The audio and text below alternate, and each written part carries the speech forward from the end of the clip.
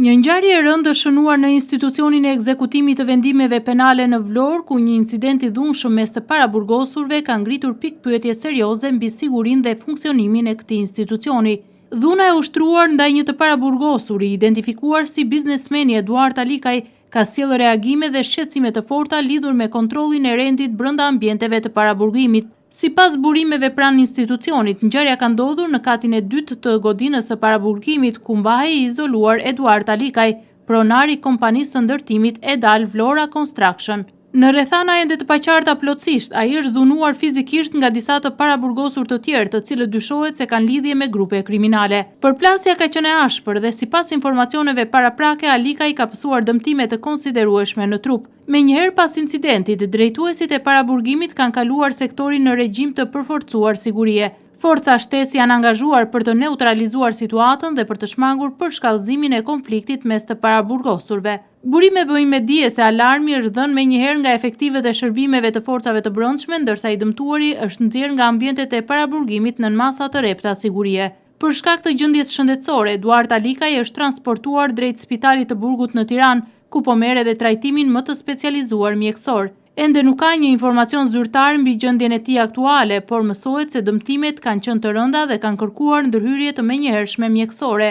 Ngjarja tashmë është referuar prokurorisë së Vlorës nga Drejtoria e Përgjithshme e Burgjeve, e cila ka nisur verifikimet për zgjidhjen e plotë të incidentit.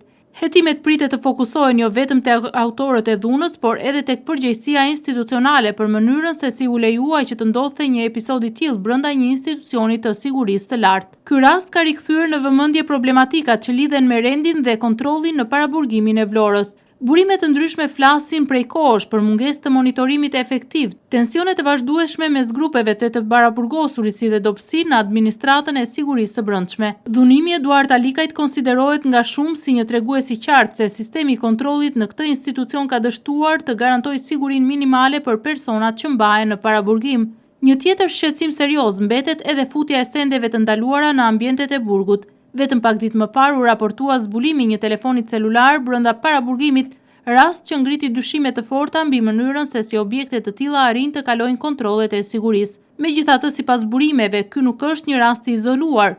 Në ambientet e paraburgimit qarkullojnë edhe sende të tjera të ndaluara, përfshirë celular dhe mjete komunikimi, të cilat nuk janë bërë publike nga autoritetet. Pikërisht kjo situatë ka shtuar dyshimet për ekzistencën e problemeve të thella në administrimin e institucionit. Futja e telefonave dhe mjeteve të tjera të ndaluara krijon terren për organizim konflikte, shkërcënimesh dhe aktivitete kriminale edhe brenda qelive, duke e bërë edhe më të vështirë kontrollin nga ana e administratës penitenciare. Deri më tani nuk ka patur një reagim të detajuar publik nga drejtuesit e paraburgimit të Vlorës lidhur me incidentin, ndërsa pritet që hetimet e prokurorisë të hedhin dritë mbi përgjegjësitë konkrete. Ngjarja ka tronditur opinionin publik lokal dhe ka ngritur sërish debate mbi standardin e sigurisë në institucionet shqiptare, sidomos në ato ku raportohen vazhdimisht tensione dhe problematika të brendshme.